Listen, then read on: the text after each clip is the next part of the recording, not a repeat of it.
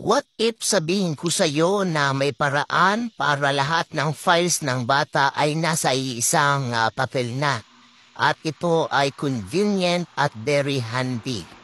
So, hindi na natin kailangan magbuklat ng maraming papel para ipunin lahat ng mga information na kailangan ng bata. Introducing mga kaguro ang ating J-Bus Learner's Card. So ito ay good for first grading lang.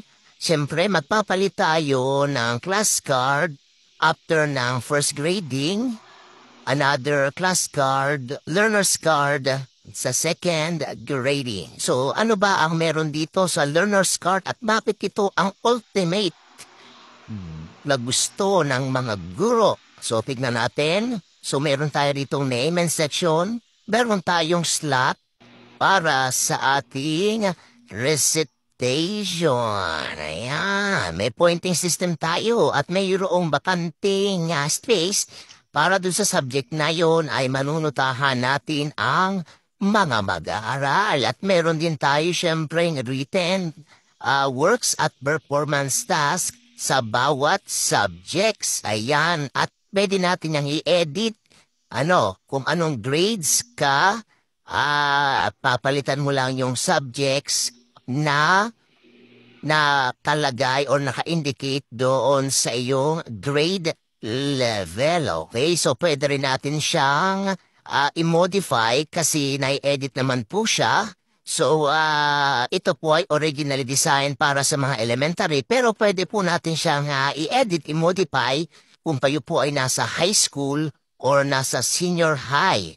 At sa ibaba po niyan, makikita rin po natin dito yung exams nila sa periodical test. So, marirecord din po natin yan. So, ano ba yung nasa likod nito? Tingnan din natin. Ayan. Okay, so meron tayo ritong contact details. Meron din tayong legend kung siya ay umabsent, excuse, or cutting classes. Ayan. At doon po sa ating calendar, ayan. So, align po siya sa ating DepEd calendar. Okay. So, dito sa October 30, kasi ang tapos ng ating first quarter. Ibig sabihin, October 31, doon na magsisimula ang ating second quarter. So, panibagong learner's card na naman po ang ating ipiprint. Pero, huwag kayo mag-alala kasi kami na po ang bahala para sa second quarter, third quarter, at fourth quarter ng ating learner's card. Ano pa ang ating makikita rito? Ayan, meron na rin tayong weight, height, at BMI status. Meron na rin tayo ritong reading profile, math profile, at anecdotal report. Ayan, So, nandiyan na lahat. Kung merong ginawa nga hindi maganda ang bata, lagyan natin ng date at offenses na kanyang ginawa. Naka-file po yan dyan sa ating learner's card.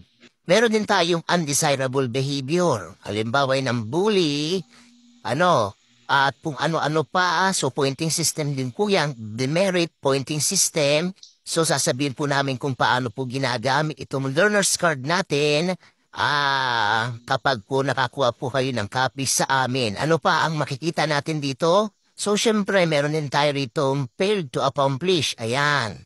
Lalagay nyo lang dito kung ano hindi pinasa ng bata, halimbawa assignments or projects para naka-indicate po lahat ng kanyang mga hindi po naipasa sa particular subjects na po na yan.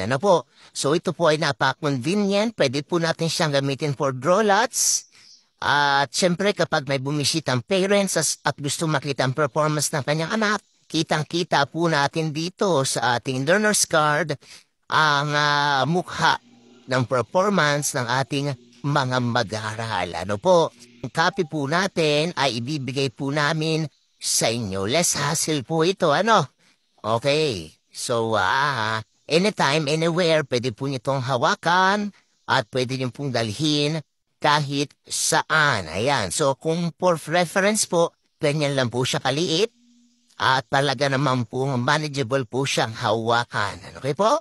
So sa mga gusto po ng copy, i-message niyo po ako sa messenger at hindi ko po kasi ma-entertain lahat kapag sa comment section po kayo mag-i-inquire. Maraming salamat po mga guro At sabi nga, padaliin ang ating gawa, huwag magpa-stress sa pagtuturo.